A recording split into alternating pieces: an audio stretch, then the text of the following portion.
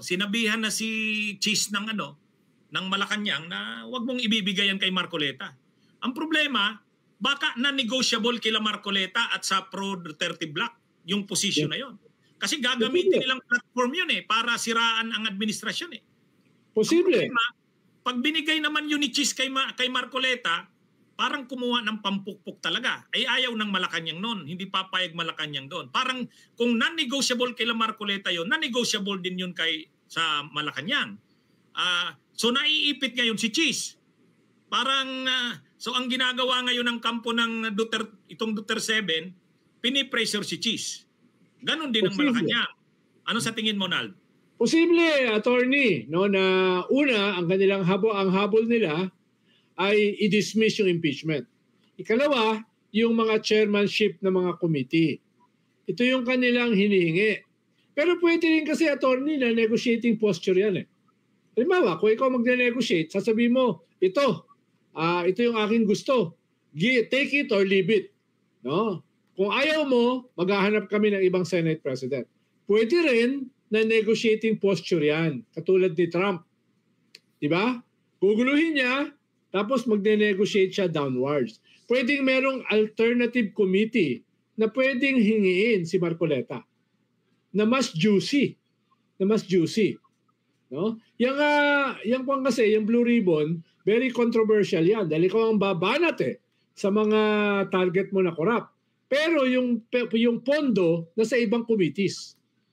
Nasa ibang committees yung mga maraming mga possibility of resources. So pwedeng dyan muna yung kanyang i-negotiate pero meron siyang plan B. No? Posible rin yun. Dahil siguro alam naman ni Marcoleta at alam naman ni Cheese na mapapahamak si Cheese kung ibibigay niya yan kay Marcoleta or sa isang DDS. Parang bigay mo na yung iba, wag lang yan.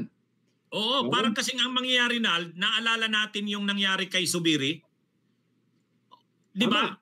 Ang ginawa ni Zubiri kasi, hinayaan si Bato, yung committee ni Bato, na yung hearing yung kay Jonathan Morales. Ay nakailang hearing na, 2, 3. Hindi pa natatapos, may plano pang-apat yata. Ay medyo tinatawagan na yata si Zubiri na ipatigil mo na yan. Hindi naman pinatigil ni Zubiri. Nag-cost ng kanyang pagiging Senate President yon. Siyempre, ito na naman, hahayaan ba ng Malacanang na hawakan ng DDS o si Marcoleta pa naman? Hindi naman makokontrol ni si Marcoleta. Kung hindi makontrol ni Bato, ay ni Zubiri si Bato, lalong hindi makokontrol ni si Marcoleta.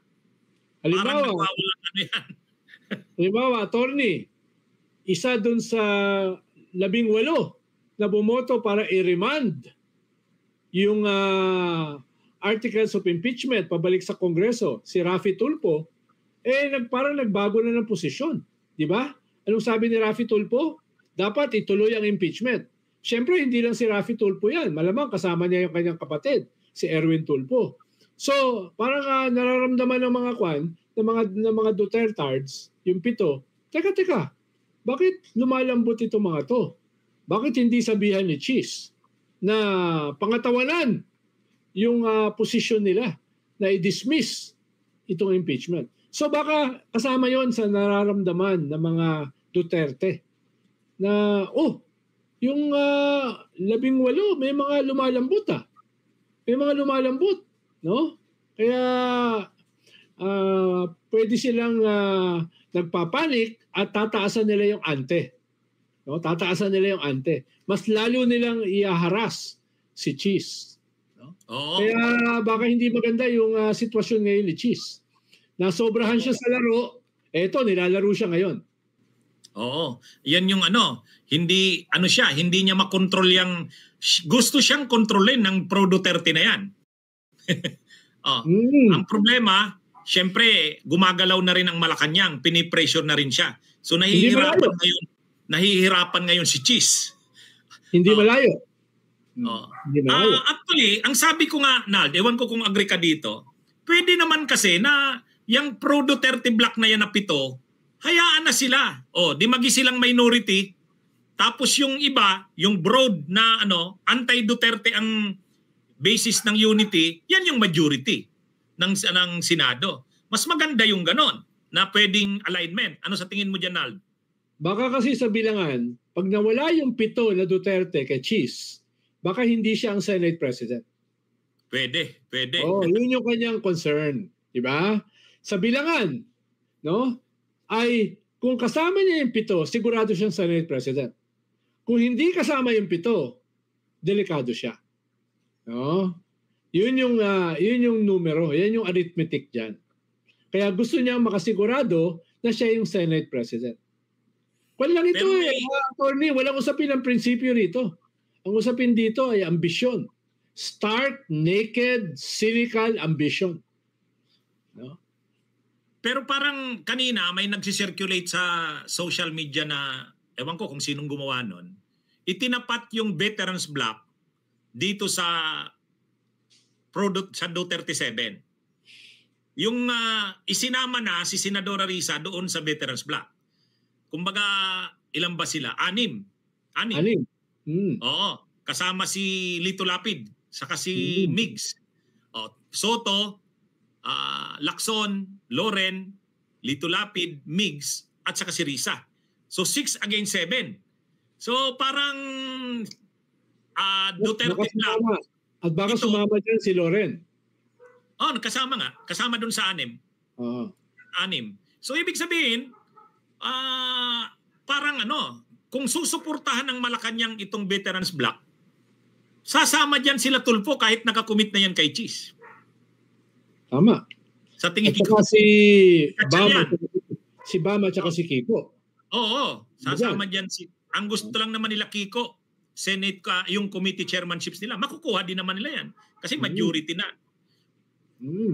Pero at least kaya marami pang pwede mangyari, attorney. Ilang araw na lang. 'Di ba? Ilang araw na lang. Dahil Lunes na yung SONA. Oo, sa umaga mag-i-eleksyon na sila. Kaya lang ibig sabihin maraming galawang nangyayari ngayon. Marami. Oo. Kaya nga sa Martes at sa Biyernes, may mga magmamarcha sa Supreme Court to defend the Constitution. Huwag ma-pressure na patayin yung impeachment bago mag-convene yung 20th Congress. So marami mga mangyayari. So maganda ang malaki ang magiging role ng pagkilos ng mamamayan. Kasi ito wag nating hayaan na ang mga nangyayari na yan ay sila na lang ang magdesisyon niyan. Kailangan yung active citizenry, aktibong pagkamamayan. At yan yung nakikita natin yan dito sa ginagawa natin at sa gagawin nating mga rallies sa Supreme Court. Yung sa 25 ba saan yun? For now, sa People Power Monument. For now. Pero kung meron tayong mararamdaman sa Supreme Court, pwedeng dalhin yan sa Supreme Court. No? Okay. Yung People Power Monument kasi medyo malaki yon. Itong sa Supreme Court, siguro mga 1,000 lang yan. Pero yung sa People Power Monument, mga 5,000 pataas. Ngayon, kung mararamdaman natin, teka, parang may niluluto sa Supreme Court, pwede nating ibaling yan sa Supreme Court. Okay. So, Nald, may iba ako ito. Hindi natin to na-discuss nung last Saturday natin. Mas uminit yung issue nung nitong kay Kiko at Bam. Tayo, ang stand natin, hindi naman natin tinuturing na kaaway sila Kiko at Bam, di ba? Nag-aano lang naman tayo na wag namang makipag-alyansa sa Duterte. Kaya lang, iginest naman ni Christian Isguera si Trillanes. Mas matapang naman yung mga statements ni Trillanes. Mas matapang naman. Ngayon, may mga nagme-message sa akin, Nald. Sabi niya, ano ba kayo, Attorney Enzo? Kayo ni Ronald, kasama nyo, magkakasama ba kayo ni Trillanes? Parang kalaban nyo na si Lenny anong masasabi mo, Nald? Ilinaw nga natin yan. Hindi naman. Tayo naman, ang sinasabi lang natin, no? Inaasahan natin ng mas mataas na standard si Bam at saka si Kiko. Kaya inaasahan natin, yung standard na yan ay gagawin nila dito sa usapin ng Senate presidency, sa usapin ng minority, sa usapin ng impeachment. Yun naman ang sinasabi lang natin. Sana hindi tayo magkamali.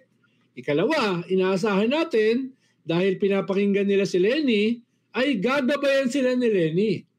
Gagabayan sila ni Leni palayo sa ganyang klaseng mga cynical temptations. No? Dahil nga, papakinggan nila si Leni bottom line. Hindi pa natin sila binabanatan. Pinapaalalahanan lang natin. Lalo na ngayon, bago magbukas ang SONA.